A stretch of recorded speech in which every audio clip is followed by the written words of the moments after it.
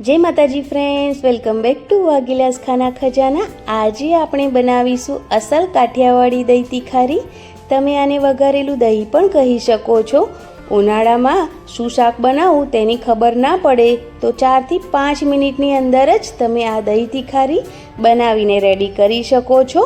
ના વધારે ટાઈમ કે ના વધારે મહેનત અને એકદમ કાઠિયાવાડી સ્વાદ સાથે આ દહીં તીખારી બનીને રેડી થઈ જશે।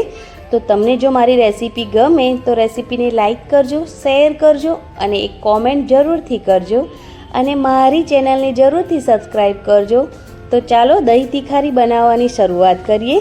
तो दही तीखारी बनावा माटे एकदम गाढ़ू पाणी वगरनु दही लेवानुं अने मोडुं दही लेवानुं, तेने एकदम सारी रीते फेटी लेवानुं।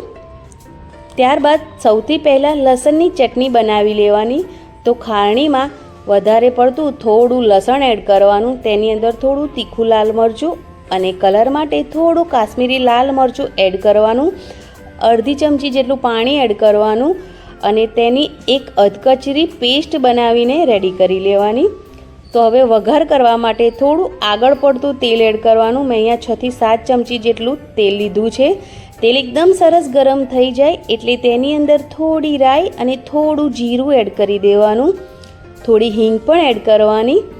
त्यारबाद गैसनी जे फ्लेम छे मीडियम ज राखवानी छे अने थोड़ा मीठा लीमड़ाना पान एड करवाना, जेनो खूब ज सरस टेस्ट आवे छे।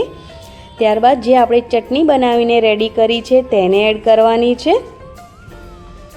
अने तेने एकदम सारी रीते मिक्स करी लेवानी छे।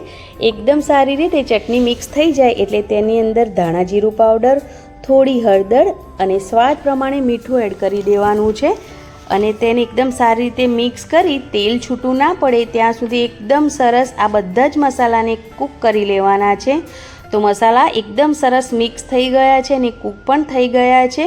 તો હવે ગેસની ફ્લેમ બંધ કરી દઈશું અને તેને આ મસાલો છે તેને થોડો ઠંડો થવા માટે મૂકી દઈશું। મસાલો થોડો ઠંડો થવા દેવાનો।